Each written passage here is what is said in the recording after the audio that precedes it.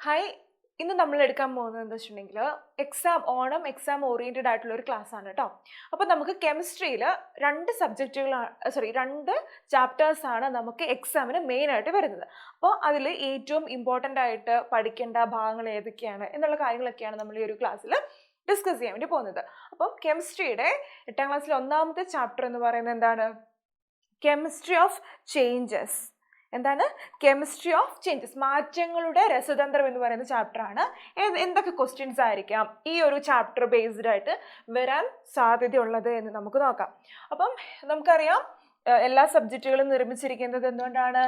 In the universe R made up of matter. നമുക്കറിയാം matter കൊണ്ടാണ് എല്ലാം നിർമ്മിച്ചിരിക്കുന്നതെന്ന് അറിയാം. അപ്പൊ ഇവിടെ ഫസ്റ്റ് എന്ന് പറയുന്നത് ഇത്, വാട്ട് ഈസ് മാറ്റർ?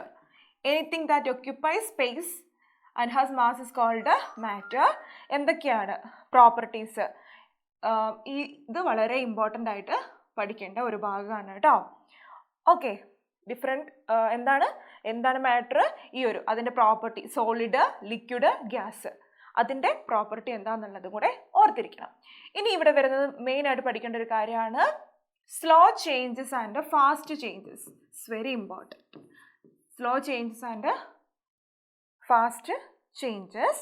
പിന്നെ വരുന്ന ഒരു ഭാഗം ഇവിടെ നോക്കിക്കേ, classify the following changes into physical change and chemical change. ഇതും ചിലപ്പോൾ ഒരു പക്ഷേ എക്സാമ്പിൾ തന്നിട്ട് ഇതേപോലെ തന്നെ നിങ്ങൾക്ക് എന്ത് ചെയ്യാം, ഇതിൻ്റെ ഫിസിക്കൽ ചേഞ്ച് എങ്ങനെയാണ് മാറിയത്, അല്ലെങ്കിൽ എന്താ പറയുക, ഫിസിക്കൽ ചേഞ്ച് കെമിക്കൽ ചേഞ്ച് എങ്ങനെയാണ് എന്നുള്ളത് നിങ്ങൾക്ക് ക്ലാസിഫൈ ചെയ്യാൻ വേണ്ടി ചോദിക്കും. പിന്നെ ഈ ചാപ്റ്ററിൽ വളരെ വളരെ ഇമ്പോർട്ടൻ്റ് ആയിട്ട് പഠിക്കേണ്ട ഒരു പോർഷനാണ് ദിസ് വൺ. എന്താണ് ഇതെന്ന് നോക്കിക്കേ, എന്താ ഇത് പറഞ്ഞേക്കുന്നത്? ഓരോ സോളിഡ്, ലിക്വിഡ്, ഗ്യാസ്, ഈ ഒരു മാറ്റേഴ്സിൻ്റെ ദ്രവ്യങ്ങളുടെ ക്യാരക്ടറിസ്റ്റിക്സ് ആണ് പറഞ്ഞിരിക്കുന്നത്. അത് ഒന്നാമത്തെ ഇവിടെ നമുക്ക് ഓരോ പോയിന്റുകൾ കൊടുത്തിട്ടുണ്ട്. ഡിസ്റ്റൻസ് ബിറ്റ്വീൻ ദ പാർട്ടിക്കിൾസ് എങ്ങനെയാണ്, അട്രാക്ഷൻ ബിറ്റ്വീൻ ദ പാർട്ടിക്കിൾസ് എങ്ങനെയാണ്, speed of movement of the particles, energy of the particle. ഇത് വളരെ വെരി വെരി ഇമ്പോർട്ടൻ്റ് ആയിട്ട് പഠിക്കേണ്ട കാര്യമാണ്. സോളിഡ്, ലിക്വിഡ്, ഗ്യാസ്, ഈ മൂന്നെണ്ണത്തിൻ്റെയും പ്രോപ്പർട്ടീസ് എങ്ങനെയാണ്, അതിൻ്റെ ക്യാരക്ടർ സവിശേഷതകൾ എങ്ങനെയാണ് എന്നുള്ളത് എന്ത് ചെയ്യും, എക്സാമിന് തീർച്ചയായും ചോദിക്കാൻ സാധ്യതയുണ്ട്. ഒന്നെങ്കിൽ എന്ത് ചെയ്യും, ഇതിങ്ങനെ ഓരോ ഡിഫറെൻറ്റ് പ്രോപ്പർട്ടീസ് ഇങ്ങനെ തന്നതിന് ശേഷം അതിൽ ലിക്വിഡിൻ്റെ ഏതാണ്, സോളിഡിൻ്റെ ഏതാണ്, അല്ലെങ്കിൽ ഗ്യാസിൻ്റെ ഏതാണ് എന്നുള്ളത് ഐഡൻറ്റിഫൈ ചെയ്യാൻ വേണ്ടിയിട്ട് പറയും. ഓക്കെ, അപ്പോൾ ഇവിടെ നോക്കിക്കേ, വെരി ലെസ്, നമുക്കറിയാം ഹയർ ദാൻ സോളിഡ്. ഇവിടെ കുറച്ച് പോയിന്റുകൾ കൊടുത്തിട്ടുണ്ട്, ഓൾറെഡി നമ്മൾ പഠിച്ചിട്ടുണ്ടല്ലേ. ഓക്കെ, ഇനി നെക്സ്റ്റ് എന്ന് പറയുന്നത് ഈ ഒരു ചാപ്റ്ററിൽ ഇമ്പോർട്ടൻ്റ് ആയിട്ട് വരുന്ന കുറച്ച് ടേംസ് ആണ്. നമുക്ക് ദിസ് ഇസ് നോൺ സബ്ലിമേഷൻ. എന്താണ് സബ്ലിമേഷൻ എന്നുള്ളത് ചോദിക്കും. ഇങ്ങനെ ഓരോ പ്രോസസ്സുകളും പഠിക്കുന്നതിന് മുൻപ് അതിനോടൊപ്പം, ഫോർ എക്സാമ്പിൾ ഇപ്പോൾ സബ്ലിമേഷൻ പഠിച്ചു കഴിയുമ്പോൾ അതിനോടൊപ്പം എന്താണ് ഒരു എക്സാമ്പിളും കൂടെ നമുക്ക് എന്ത് ചെയ്യാൻ പറ്റണം, അതിനോടൊപ്പം പറയാൻ വേണ്ടി പറ്റണം. അപ്പോൾ എന്താണ് സബ്ലിമേഷൻ എന്ന് പറഞ്ഞാൽ, solid substances like camphor and the naphthalene when heated directly changed to gas. അപ്പോൾ എന്ത് ചെയ്യുന്നു, ഡയറക്റ്റ് ആയിട്ട് എന്താ അതിൻ്റെ ഫിസിക്കൽ ചേഞ്ച് എന്ത് ചെയ്യുന്നു, ഡയറക്റ്റ് ആയിട്ട് ഗ്യാഷ്യസ് സ്റ്റേറ്റിലേക്ക് മാറുന്നതിനെയാണ് നമ്മൾ സബ്ലിമേഷൻ എന്നതുകൊണ്ട് ഉദ്ദേശിക്കുന്നത്. അല്ലേ ഗ്യാഷ്യസ് സ്റ്റേറ്റിലേക്ക് എന്ത് ചെയ്യുന്നു, മാറുന്നു. The change of substances from one physical state to another is known as change of state. അപ്പം നമ്മൾ പറഞ്ഞു സ്റ്റേറ്റ് എന്ന് പറയുന്നത് എന്താണ്, അവസ്ഥകളിൽ ദ്രവ്യത്തിന് എത്ര 3 അവസ്ഥകളാണ് നമ്മൾ പഠിച്ചത്, സോളിഡ്, ലിക്വിഡ്, ഗ്യാസ്. അപ്പം എന്തെങ്കിലും ഒരു കെമിക്കൽ റിയാക്ഷൻ വഴിയോ അല്ലെങ്കിൽ എന്താ പറയുക, ഒരു ഫിസിക്കൽ സ്റ്റേറ്റിൽ നിന്ന് മറ്റൊരു ഫിസിക്കൽ സ്റ്റേറ്റിലേക്ക്, ഫോർ എക്സാമ്പിൾ ലിക്വിഡ് ഗ്യാസ് ആവുന്നതായിരിക്കാം, അല്ലെങ്കിൽ ഗ്യാസ് ലിക്വിഡ് ആകുന്നതായിരിക്കാം. അങ്ങനെ എന്തെങ്കിലും ഒരു ഫിസിക്കൽ ചേഞ്ച് സംഭവിക്കുന്നതിനെയാണ് നമ്മൾ അതിനെ ചേഞ്ച് ഓഫ് സ്റ്റേറ്റ് എന്ന് ഉദ്ദേശിക്കുന്നത്. ഓക്കെ, അപ്പോൾ ഇവിടെ നോക്കിക്കേ, ഒരു പ്രോസസ്സാണ് സബ്ലിമേഷൻ എന്ന് വിളിക്കുന്നത്. ഓക്കെ, സോളിഡ് സബ്സ്റ്റൻസസ് നമ്മളിവിടെ എക്സാമ്പിൾസ് അടക്കം പറഞ്ഞിട്ടുണ്ട്. നമ്മളവിടെ പറഞ്ഞിട്ടുണ്ട്. ഇനി നോക്കിക്കേ, നെക്സ്റ്റ് വരുന്നതാണ് chemical changes and energy change. ഇവിടെ ഫസ്റ്റ് പഠിക്കേണ്ടത്, ഇവിടെ പറയുന്നത് റിയാക്റ്റൻസ് ആൻഡ് പ്രൊഡക്ട്സ്. എന്താണ് റിയാക്റ്റൻ്റ്? ഒരു കെമിക്കൽ റിയാക്ഷനിൽ പങ്കെടുക്കുന്ന എന്താ സബ്സ്റ്റൻസുകളെയാണ് നമ്മൾ എന്ത് വിളിക്കുന്നത്? റിയാക്റ്റൻസ്. ആ റിയാക്റ്റൻസുകൾ തമ്മിൽ എന്ത് ചെയ്യുന്നു? കെമിക്കൽ റിയാക്ഷൻ നടന്നു കഴിയുമ്പോൾ എന്താ സംഭവിക്കുന്നത്? ഒരു പ്രൊഡക്റ്റ് ഉണ്ടാകുന്നു. അതിന് അങ്ങനെ ഉണ്ടാകുന്ന ഇതിനെയാണ് നമ്മൾ പ്രൊഡക്റ്റ് എന്ന് വിളിക്കുന്നത്. എക്സാമ്പിൾസ് അടക്കം നമുക്കിവിടെ എഴുതാൻ വേണ്ടി പറ്റും. ഇനി ഈ ചാപ്റ്ററിൽ വരുന്ന വളരെ നെക്സ്റ്റ് ഒരു ഇമ്പോർട്ടൻ്റ് ആയിട്ടുള്ള പഠിക്കേണ്ട ഒരു ഭാഗമാണ്, നമ്മൾ ഓൾറെഡി പഠിച്ചതാണ്. എന്താണ്? Thermo chemical reactions. Thermo chemical reactions എന്ന് പറഞ്ഞാൽ എന്താണ്? ഒരു കെമിക്കൽ റിയാക്ഷൻ നടക്കുന്ന സമയത്ത് ഹീറ്റിനെ എന്താണ് വളരെ ഇമ്പോർട്ടൻ്റ് ആണ്. If heat is liberated, this chemical reaction is known as exothermic reaction. ഈ തെർമോ കെമിക്കൽ റിയാക്ഷൻസിലാണ് എൻഡോതെർമിക്, എക്സോതെർമിക് റിയാക്ഷൻസ് വരുന്നത്. അതിൽ ഒരു കെമിക്കൽ റിയാക്ഷൻ നടക്കുമ്പോൾ അവിടെ ഹീറ്റ് ലിബറേറ്റ് ചെയ്യുന്നുണ്ട് എങ്കിൽ അത്തരത്തിലുള്ള റിയാക്ഷൻസിനെയാണ് നമ്മൾ എന്ത് വിളിച്ചത്? എക്സോതെർമിക് എന്ന് വിളിച്ചത്. ഇതിന് എക്സാമ്പിൾസ് അടക്കം നമ്മൾ പഠിച്ചു വെക്കണം, ഓൾറെഡി നമ്മൾ പഠിച്ചിട്ടുള്ളതാണ്. ഓക്കെ, നെക്സ്റ്റ് ഇനി എന്താണ്? What is endothermic reaction? If heat energy is absorbed during a chemical reaction is known as an endothermic reaction. Heat energy എന്ത് ചെയ്യുന്നു? അബ്സോർബ് ചെയ്യാണ്. ഒരു കെമിക്കൽ റിയാക്ഷൻ നടക്കുമ്പോൾ അവിടുത്തെ ഹീറ്റ് എനർജീനെ അബ്സോർബ് ചെയ്യുകയാണെങ്കിൽ അതിനെയാണ് നമ്മൾ എൻഡോതെർമിക് എന്ന് വിളിച്ചത്. ഇത് വളരെ വളരെ ഇമ്പോർട്ടൻ്റ് ആയിട്ട് പഠിക്കണം കേട്ടോ. What is exothermic, endothermic with examples. ഇവിടെ നോക്കിക്കേ, എക്സോതെർമിക്കിന് കുറച്ച് എക്സാമ്പിൾസ് കൊടുത്തിട്ടുണ്ടല്ലേ. Reaction between potassium permanganate and glycerin, reaction between magnesium and hydrochloric acid. അതേപോലെ എൻഡോതെർമിക്കിനോ decomposition of potassium permanganate, reaction between ammonium chloride and barium hydroxide. അപ്പം വളരെ ഇമ്പോർട്ടൻ്റ് ആയിട്ട് പഠിക്കേണ്ട ഭാഗമാണ് തെർമോഡൈനാമിക്സിൽ exothermic. What is exothermic, what is endothermic with examples ചോദിക്കും. Okay, ഇനി എന്താണ് what is thermochemical reactions? നമ്മൾ പറഞ്ഞു തെർമോ കെമിക്കൽ റിയാക്ഷൻസിലാണ് എൻഡോതെർമിക് റിയാക്ഷനും എക്സോതെർമിക് റിയാക്ഷൻസും വരുന്നത്. എന്നാൽ എന്താണ് തെർമോഡൈനാമിക് റിയാക്ഷൻസ് എന്ന് വിളിച്ചാൽ എന്താണ്? ഒന്നെങ്കിൽ ഒരു കെമിക്കൽ റിയാക്ഷൻ നടക്കുമ്പോൾ അവിടെ ഹീറ്റ് എനർജി ലിബറേറ്റ് ചെയ്യുകയോ അല്ലെങ്കിൽ അബ്സോർബ് ചെയ്യുകയോ ചെയ്യുന്നുണ്ട് എങ്കിൽ അത്തരത്തിലുള്ള റിയാക്ഷൻസിനെയാണ് നമ്മൾ എന്ത് വിളിക്കുന്നത്? thermochemical reactions. Very important. Heat energy is liberated or absorbed are known as thermochemical reaction എന്ന് വിളിക്കുന്നു. അപ്പോൾ തെർമോ എന്ന് പറയുമ്പോൾ എന്താണ്? ടെമ്പറേച്ചർ എന്ന് ജസ്റ്റ് ഒന്ന് ഓർത്ത് വെച്ച് കഴിഞ്ഞാൽ കിട്ടും. അപ്പോൾ എന്തൊക്കെയാണ്? എക്സോതെർമിക്, എൻഡോതെർമിക് ആണ് എന്താണെന്നുള്ളത് ഓർത്തിരിക്കുക. ഇനി നെക്സ്റ്റ് വരുന്നതാണ് ഫോട്ടോസിന്തസിസ്. നമുക്ക് ഫോട്ടോസിന്തസിസ് എന്ന് പറയുമ്പോൾ നമുക്കറിയാം തെർമോ കെമിക്കൽ റിയാക്ഷൻ എന്ന് പറയുമ്പോൾ എന്താണ്? അവിടെ ഹീറ്റാണ് അല്ലേ? ഹീറ്റാണ് ലിബറേറ്റ് ചെയ്യുക അല്ലെങ്കിൽ അബ്സോർബ് ചെയ്യുകയോ ചെയ്തത് എന്താണ്? ഹീറ്റ് ആയിരുന്നു. എന്നാൽ ഫോട്ടോസിന്തസിസ് റിയാക്ഷനിലേക്ക് വരുമ്പോൾ എന്താ സംഭവിക്കുക? അവിടെ light. In photosynthesis light energy is converted into chemical energy. Okay, എന്താണ് ഫോട്ടോസിന്തസിസ്? ഇവിടെ ഫോട്ടോസിന്തസിസ് നമുക്ക് പ്രകാശ സംശ്ലേഷണം എന്ന് പറയുന്നത് കൊടുത്തിട്ടുണ്ട്. The glucose produced here converted into starch and stored in different part of the plant. Photosynthesis is the process responsible for existence of life on earth. അതായത് photosynthesis ഈ ഒരു ഭൂമിയിൽ ജീവൻ നിലനിൽക്കുന്നതിന് വേണ്ടിയിട്ടുള്ള വളരെ സുപ്രധാനമായിട്ടുള്ള ഒരു പ്രക്രിയയാണ് എന്ത്? ഫോട്ടോസിന്തസിസ്. നേരിട്ട് വാട്ട് ഈസ് ഫോട്ടോസിന്തസിസ് എന്ന് ചോദിക്കില്ല, ഈ ഒരു ഭാഗത്തിൽ നിന്നായിരിക്കും ക്വസ്റ്റ്യൻ ചോദിക്കുന്നത്. ദ പ്രോസസ്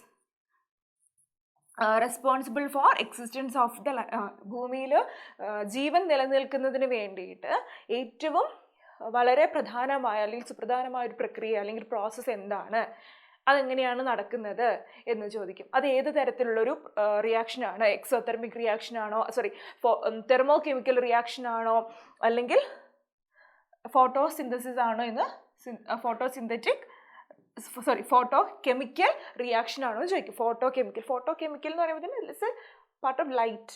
ഓക്കെ, അപ്പോൾ എന്താ ലൈറ്റ് എനർജി അവിടെ എന്താ സംഭവിക്കുന്നത്? Converted into chemical energy. അത് നമ്മൾ ഓൾറെഡി പഠിച്ചിട്ടുണ്ട്. നെക്സ്റ്റ് വരുന്ന എന്താണ്? ഈ ഒരു ചാപ്റ്ററിൽ വരുന്നതാണ്. ഓക്കെ, ഫോട്ടോ കെമിക്കൽ റിയാക്ഷൻ എന്ന് പറയുമ്പോൾ എന്താണ്? അവിടെ നമ്മൾ തെർമോ കെമിക്കൽ റിയാക്ഷൻ പറഞ്ഞപ്പോൾ നമ്മൾ എന്താ പഠിച്ചത്? അവിടെ നമ്മൾ പറഞ്ഞു ഹീറ്റ് എനർജി ലിബറേറ്റ് ചെയ്യുകയോ അബ്സോർബ് ചെയ്യുകയോ ചെയ്യുന്നതിനെയാണ് നമ്മൾ എന്ത് വിളിച്ചിട്ടുണ്ടായിരുന്നത്? തെർമോ കെമിക്കൽ റിയാക്ഷൻ എന്ന് വിളിച്ചിട്ടുണ്ടായിരുന്നത്. ഇവിടെ ഫോട്ടോ കെമിക്കൽ റിയാക്ഷനിലേക്ക് വരുമ്പോൾ അവിടെ എന്താണ്? ലൈറ്റ് എനർജിയാണ് അബ്സോർബ് ചെയ്യുകയും ലിബറേറ്റ് ചെയ്യുകയും ചെയ്യുന്നത്. ഓക്കെ, ഫോർ എക്സാമ്പിൾ സസ്യങ്ങൾ എന്താ ചെയ്യണേ? സൂര്യനിൽ നിന്ന് പ്രകാശം ലൈറ്റ് സ്വീകരിക്കുകയാണ്, അങ്ങനെയല്ലേ ഫോട്ടോസിന്തസിസ്.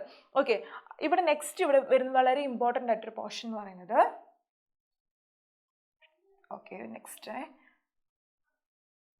ഓക്കെ, നെക്സ്റ്റ് പാർട്ടിലാവാൻ സാധ്യതയുണ്ട് ജസ്റ്റ്. ഓക്കെ, ഇനി ഇലക്ട്രോ കെമിക്കൽ റിയാക്ഷൻ, സോറി ഇവിടെ ജസ്റ്റ് ഓക്കെ ഞാൻ തപ്പിയത് ഇതാട്ടോ.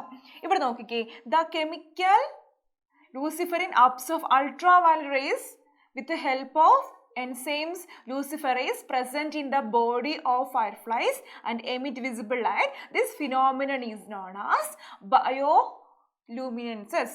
ഇത് വളരെ ഇമ്പോർട്ടൻ്റ് ആട്ടോ. ബയോലൂമിനൻസ് എന്താണെന്നുള്ളത് വളരെ ഇമ്പോർട്ടൻ്റ് ആയിട്ട് പഠിക്കണം. എന്താ അതിൻ്റെ അർത്ഥം എന്താ? എങ്ങനെയാണ് നമ്മൾ രാത്രി കാലങ്ങളിലൊക്കെ മിന്നാമിന്നികൾ കണ്ടിട്ടുണ്ടാവും അല്ലേ? എന്തുകൊണ്ടാണ് മിന്നാമിന്നികളിൽ നിന്ന് ആ ഒരു പ്രകാശം നമുക്ക് വരുന്നത്?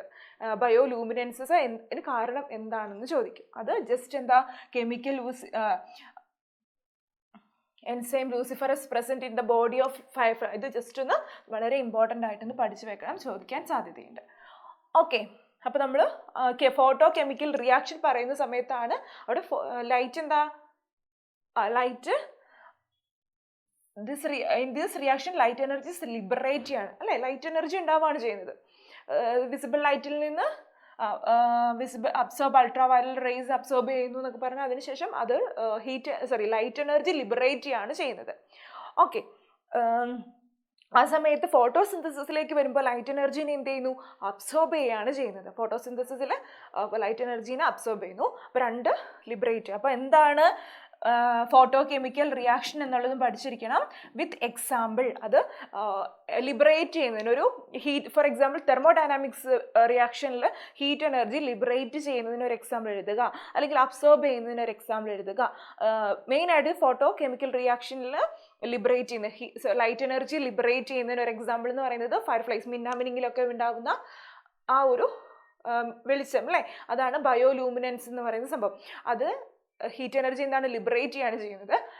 ബാക്കി ഫോട്ടോസിന്തസിസ് എന്ന് പറയുമ്പോൾ ലൈറ്റ് എനർജിനെ അബ്സോർബ് ചെയ്യാണ് ചെയ്യുന്നത്. അപ്പോൾ ജസ്റ്റ് അതൊന്ന് ഓർത്തിരിക്കുക. ഓക്കെ ആണല്ലോ? അപ്പോൾ നമ്മൾ എന്തൊക്കെ പഠിച്ചു? Thermo chemical reaction, photo chemical reaction പഠിച്ചു. ഇനി നെക്സ്റ്റ് ഇവിടെ വരുന്നതാണ് ഇലക്ട്രോ കെമിക്കൽ റിയാക്ഷൻ. എന്താണ് ഇലക്ട്രോ കെമിക്കൽ റിയാക്ഷൻസ് എന്ന് വിളിച്ചേ? അവിടെ നമ്മൾ പഠിക്കുമ്പോൾ ഇന്നെ dry cell chemical energy is converted into electrical energy. Dry cell എന്താണെന്ന് ഓർത്തിരിക്കണം കേട്ടോ. ഡ്രൈ സെൽ ചിലപ്പോൾ ഒരു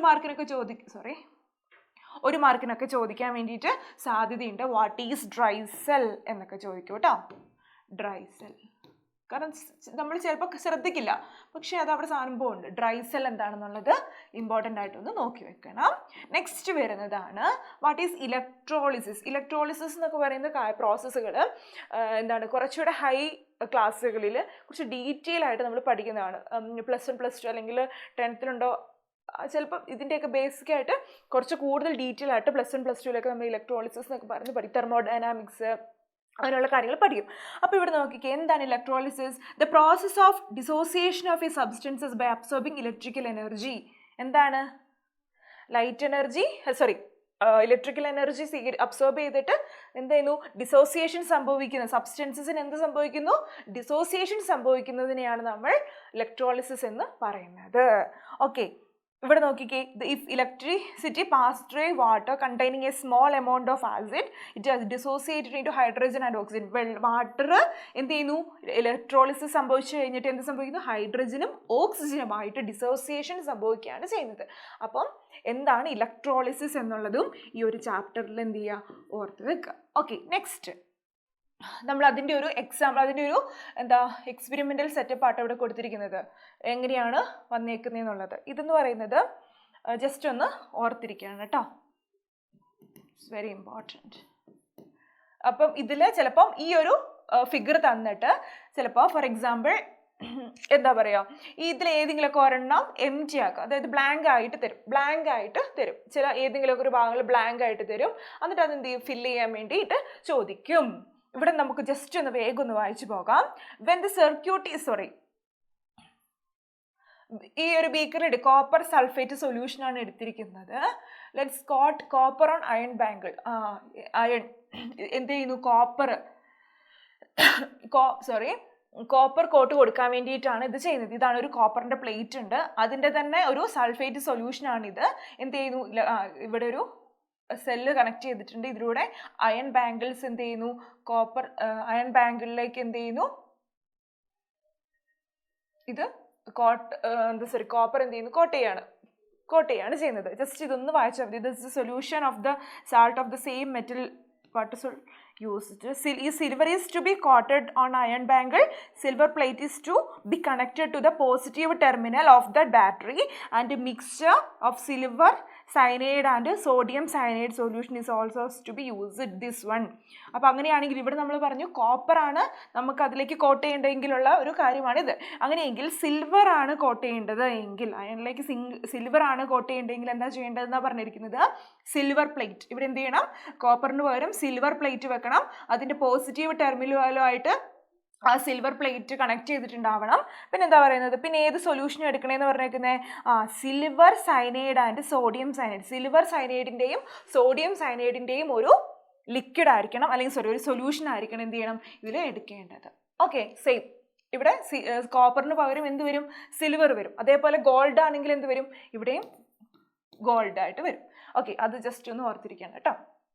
ഇനി വരുന്നതാണ് ഇലക്ട്രോപ്ലാന്റിങ്. എന്താണ്? Coating A metal with another metal using electricity. വൈദ്യുതി ഉപയോഗിച്ചിട്ട് ഒരു മെറ്റലിൻ്റെ മുകളിൽ വേറൊരു മെറ്റൽ എന്ത് ചെയ്യുന്നു? കോട്ട് ചെയ്യുന്നതിനെയാണ് നമ്മൾ എന്ത് പറയുന്നത്? ഇലക്ട്രോപ്ലാന്റിങ് എന്ന് വിളിക്കുന്നത്.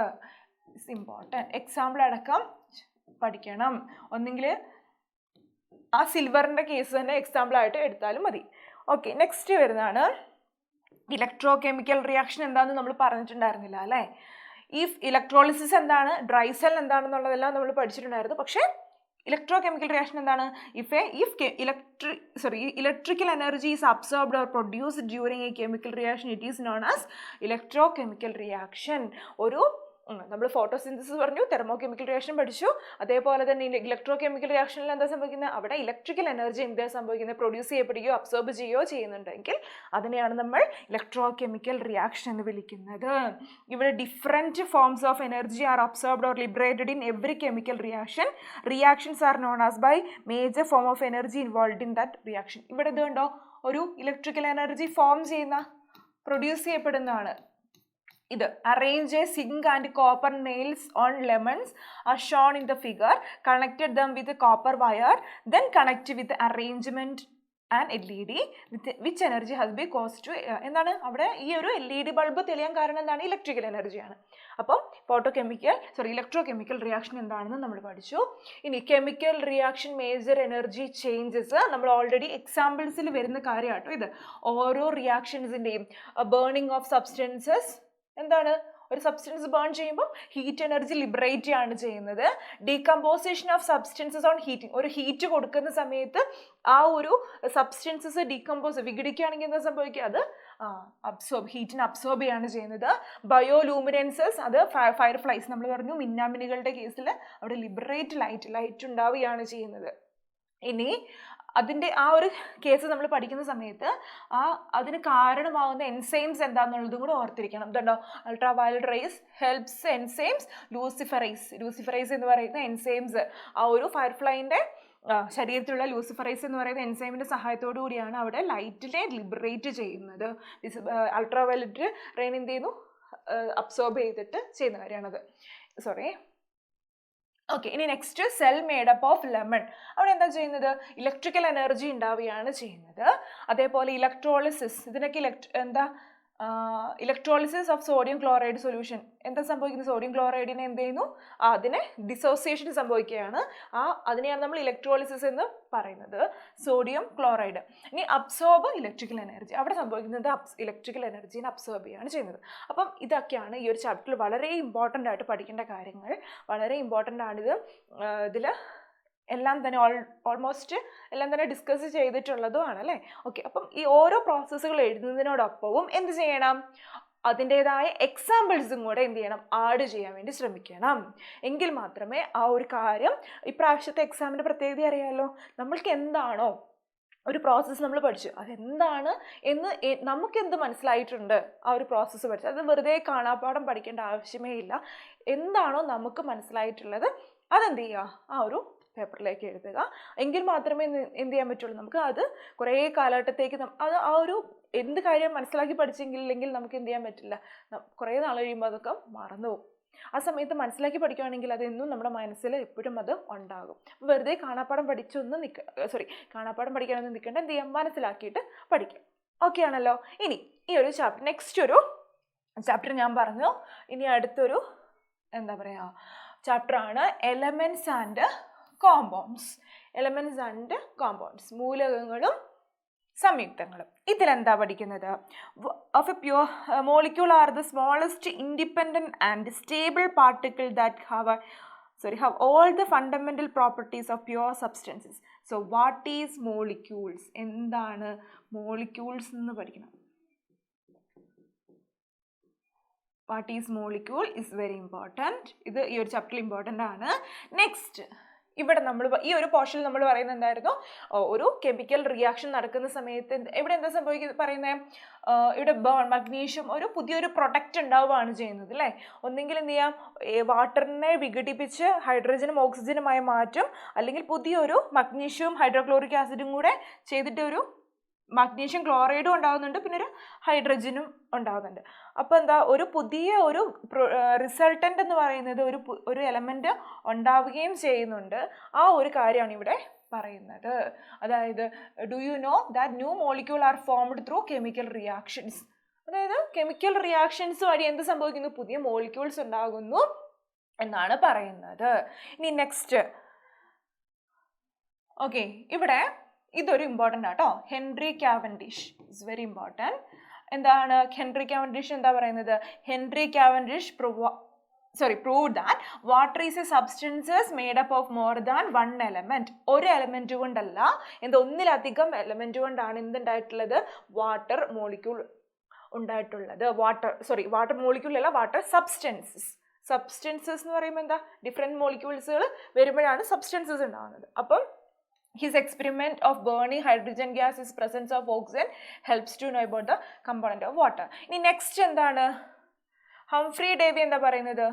discover that water could split into hydrogen and oxygen by passing electricity through it. അല്ലെ, ഇലക്ട്രിസിറ്റി കടത്തി വിടുമ്പോൾ എന്ത് സംഭവിക്കുന്ന? ഹൈഡ്രജനും ഓക്സിജനും കൂടെ വാട്ടറിനെ വിഘടിച്ചിട്ട് എന്ത് സംഭവിക്കുന്നു?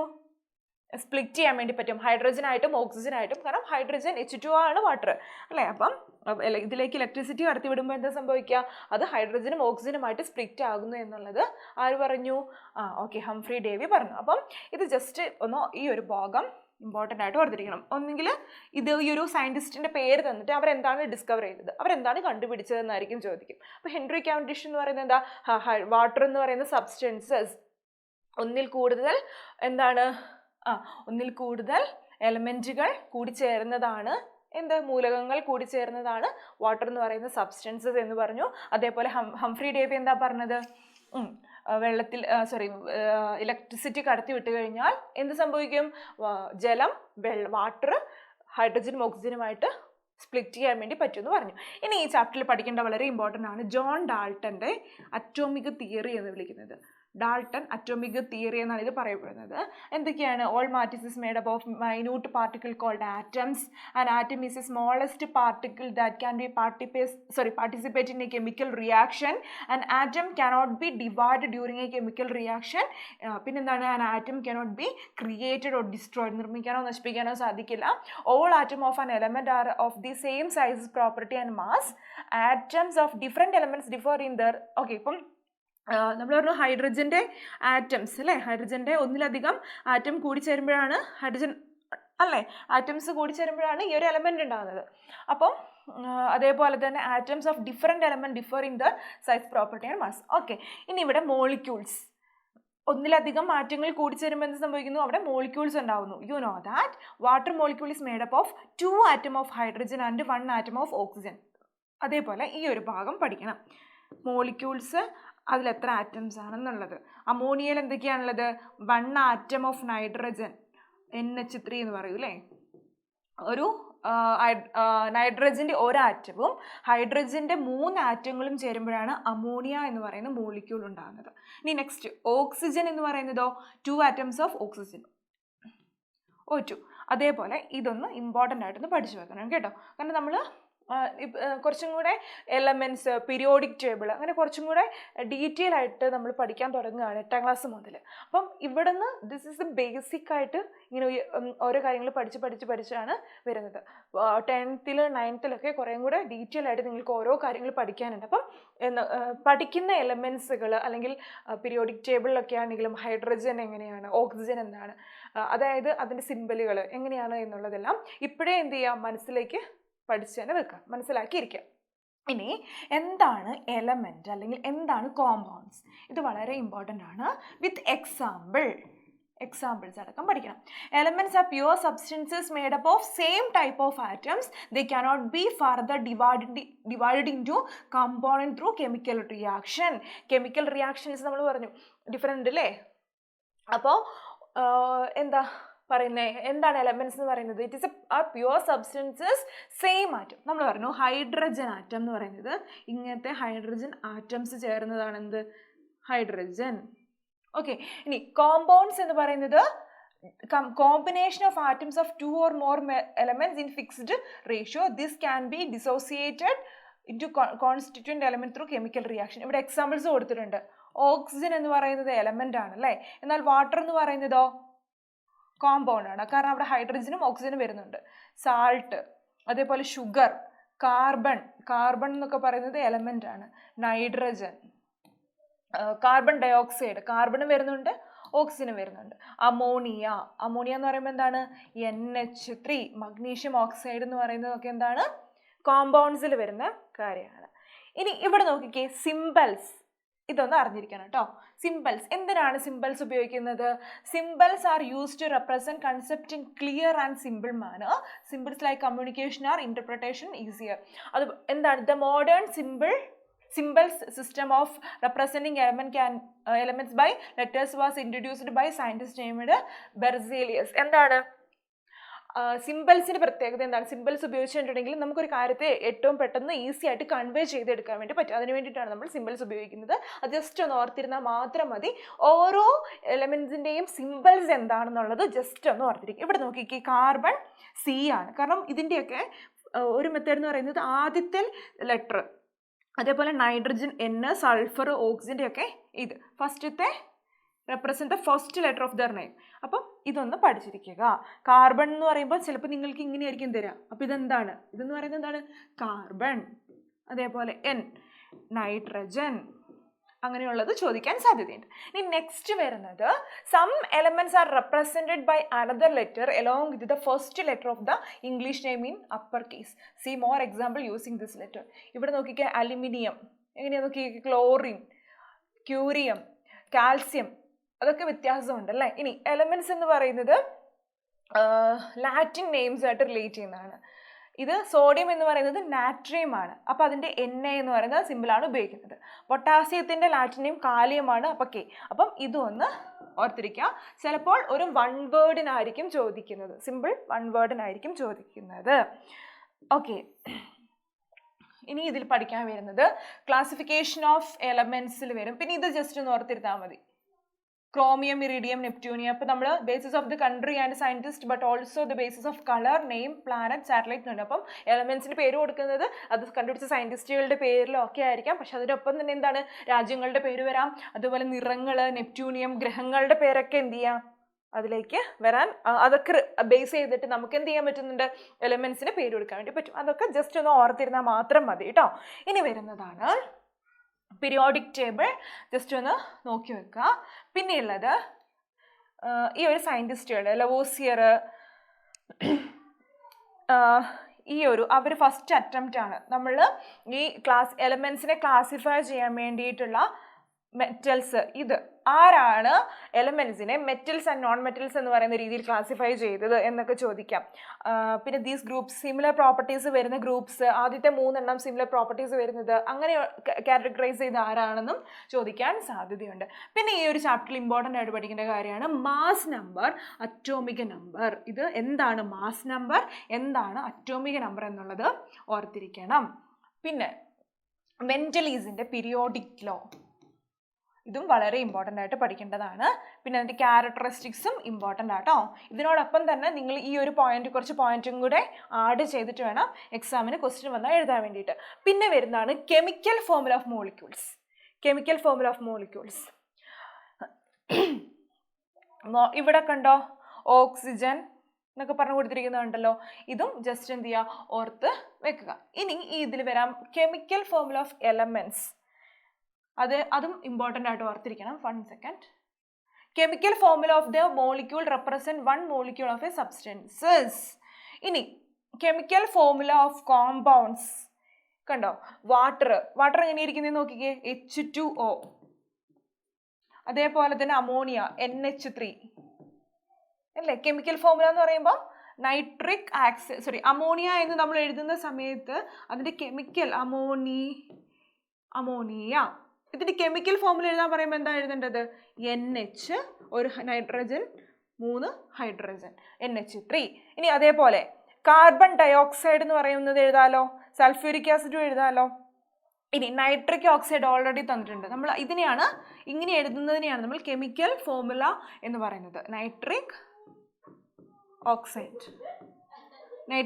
എന്ന് പറയുന്നത് എന്താണ്, NO, നൈട്രിക് ഓക്സൈഡ്. ഇങ്ങനെ എഴുതുന്നതിനെയാണ് നമ്മൾ എന്ത് വിളിച്ചത്, കെമിക്കൽ ഫോർമുല എന്ന് വിളിക്കുന്നത്. ഇനി കെമിക്കൽ ഇക്വേഷൻസ് എന്ന് പറയുന്നത് എന്താണെന്ന് അറിയോ? ഫോർ എക്സാമ്പിൾ ഇവിടെ നോക്കിക്കേ, കാർബണും ഓക്സിജനും ചേർന്നിട്ട് കാർബൺ ഡയോക്സൈഡ് ഉണ്ടായി അല്ലേ. അപ്പൊ നമ്മളിങ്ങനെ എഴുതും കാർബൺ പ്ലസ് ഇങ്ങനെ കുറേ ലെങ്ത് ആയിട്ട് നമുക്ക് എഴുതാൻ വേണ്ടി പറ്റത്തില്ല. അപ്പം നമ്മൾ എന്ത് ചെയ്യും, അതിനെ ഒരു കെമിക്കൽ ഇക്വേഷൻ്റെ ഫോമിലേക്ക് മാറ്റുകയാണ്. അപ്പം നമുക്ക് കെമിക്കൽ ഫോമുല എന്താണെന്ന് അറിയണം. ഓരോ എലമെൻസിൻ്റെയും കെമിക്കൽ ഫോമുല എന്താണെന്ന് അറിയണം. നമ്മളിപ്പോൾ carbon C, oxygen O.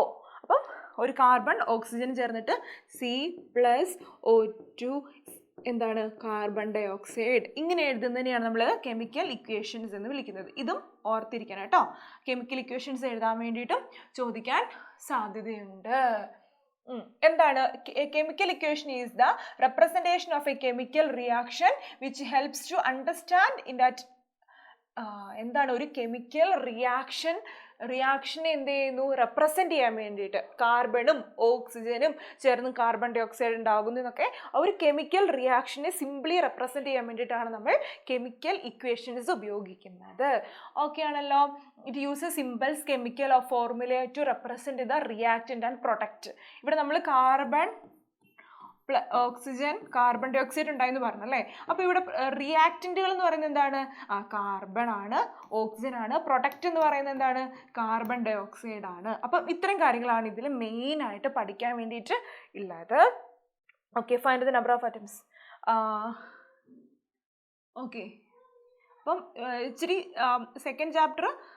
First chapter കുറച്ച് നിങ്ങൾ തുടക്കത്തിൽ 8ാം ക്ലാസ്സിൻ്റെ തുടക്കത്തിലാണ് ഈ എലമെൻറ്റ്സ് അതിൻ്റെ റെപ്രസെൻ്റ് ചെയ്യുന്നതൊക്കെ നിങ്ങൾ ഈ ഒരു ക്ലാസ് മുതലാണ് പഠിക്കാൻ പോകുന്നത്. അപ്പോൾ കുറച്ച് കൺഫ്യൂഷൻസ് ഉണ്ടാവും. എന്നാൽ എന്താണ് കാണാപ്പാഠം പഠിക്കേണ്ട ആവശ്യമില്ല.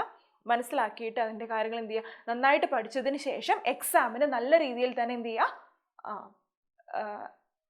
ചെയ്യണം, അറ്റൻഡ് ചെയ്യാൻ വേണ്ടിയിട്ട് ശ്രമിക്കണം. ഓക്കെ ആണല്ലോ. എന്തെങ്കിലും ഡൗട്ട് കാര്യങ്ങളൊക്കെ ഉണ്ട് എങ്കിൽ നമുക്ക് എന്ത് ചെയ്യാം, നമുക്ക് വീണ്ടും മറ്റൊരു ക്ലാസ്സിൽ നമുക്ക് ഡിസ്കസ് ചെയ്യാവുന്നതാണ്. ഓക്കെ ആണല്ലോ.